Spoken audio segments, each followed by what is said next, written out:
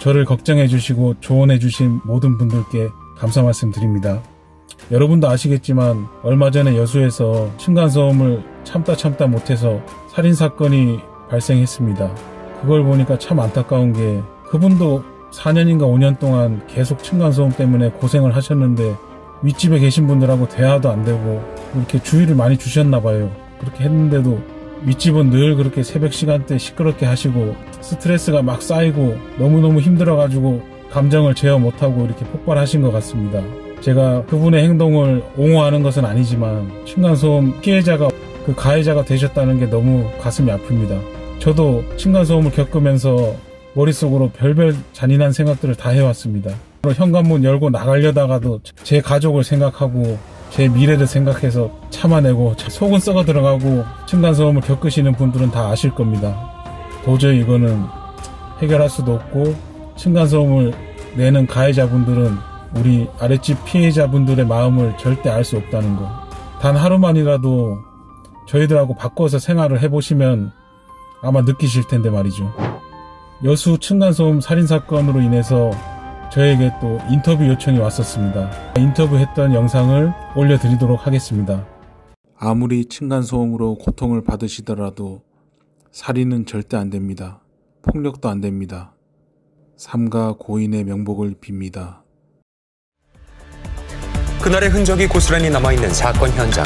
남자는 왜 이렇게 잔혹한 범행을 저지른 걸까? 사건은 열흘 전으로 거슬러 올라갑니다. 지난 17일 지역 경찰서에 첫 신고를 했다는 남자. 인해서 서로 불만이 쌓이고 피해자 보존인 상태에서 이런 사건이 일어나는데 층간소음 시끄럽다 조치를 바란다라고 신고가 됐던 걸로 알고 있어요. 폭행이 일어났거나 이런 형사벌을 가하는 그런 사안이 발생했을 때는 경찰권이 동원되는데 층간소음 자체는 경찰권 발생할 수 없어요. 남성은 5년 동안 층간소음 문제로 갈등을 겪었다 주장하는데요. 혹시 이웃 주민들은 사건의 자세한 내막을 알고 있을까요?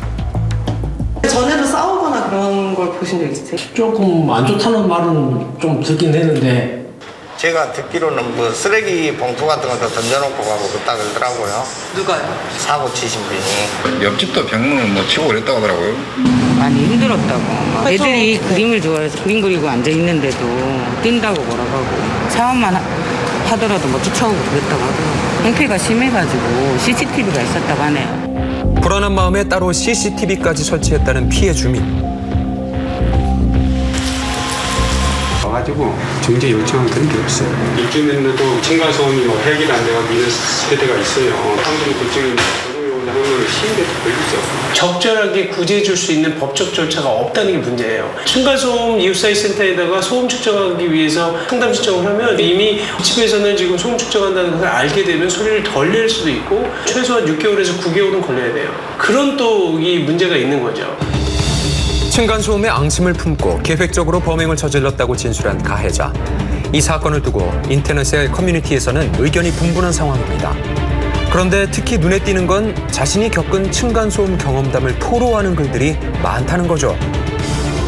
우리는 거의 국민의 70%에 가까운 사람들이 아파트에 살고 있기 때문에 이 공동주택에서 발생하는 문제에 대해서 다른 나라에 사는 사람들보다 훨씬 더 배려도 많이 하고 이해도 많이 해야 되는 그런 주거 환경을 가지고 있거든요. 근데 지금 코로나 때문에 이제 집에 거주하시는 이제 시간이 당연히 길어지다 보니까 당연히 이제 층간소음이 유발되는 횟수도 많아지고 또 분쟁도 더 많아지는 건 맞는 것 같습니다. 그리고 그 소음을 받아들이는 사람들의 스트레스도 굉장히 높아져 있다는 거예요. 그래서 예전하고 또 다르고 실제로 코로나의 장기화로 인해 집에 머무는 시간이 늘면서 층간소음 갈등은 크게 증가하고 있는데요. 최근 심각한 사회 문제로 대두된 층간소음 문제. 현재도 피해를 겪고 있다는 제보자를 만났습니다. 사이에서 굉장히 시끄럽습니다. 걸어다니거나 할 때 쿵쿵쿵쿵 울리고 문 열리고 닫히는 소리까지 이제 변기 커버 소리 해서 이렇게 전체적으로 울리더라고요. 잠을 못 자는 게 거의 뭐 4년 넘게 그렇게 지속이 되다 보니까 너무 피곤하다 그러면 시트 젖혀놓고 차에서 잘 때도 있고요. 베란다 쪽에 소음이 그래도 제일 적기 때문에 베란다에서 이제 침낭을 깔고 잠도 자보기도 하고. 원만한 해결을 위해서 수차례 연락을 시도해봤지만 답변을 받지 못했다는 제보자. 대화를 하거나 뭐 경찰분을 부르던가 뭐 이렇게 다른 분을 통해서 어떻게 하든 간에 해결이 안 되고 불면증 자체는 치료가 안 돼가지고 수면제도 처방받아서 먹어보고 약을 먹어야 할 만큼 일상생활에 큰 지장을 받았다고요. 이제 윗집이 냈던 층간소음을 그대로 틀어가지고 윗집에 들려줬습니다. 갈등의 골은 깊어져만 갔습니다. 마치 시한폭탄 같은 층간소음 문제. 인터넷에서는 보복 대응 방법이 활발히 공유되고 있는데요.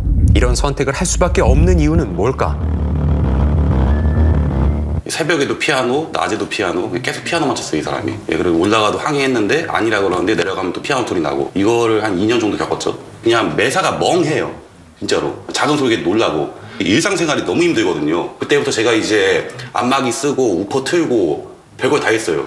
층간소음이라는 부분 자체를 해결이라는 부분에 방점을 찍어버리면 안 됩니다. 해결이라는 방점을 찍어버리면은 소리가 안 들려야 되는 상황이 펼쳐져야 되는 것이고, 그렇게 되기는 불가능하다 보니까 또 다른 불미스러운 사건들로 번져지게 되는 경우들이 많습니다. 지금처럼요. 한 가정의 비극. 진실은 수사 과정에서 밝혀지겠지만 피해자의 억울함은 누가 달래줄까요? 아니, 너무 착하고 순한 애들인데 오로지 일밖에 모르고 애기들만 해서 일을 하고 어디 나가지도 않고 계속 일만 하고 부지런히 살았으니까 그런 점에서 마음이 아프죠.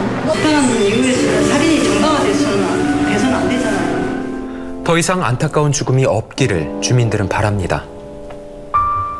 당분간 사원자가 좋아라 치우지 말자고. 비슷한 문제가 되풀이되지 않도록 하루빨리 실효성 있는 대책이 마련돼야겠습니다.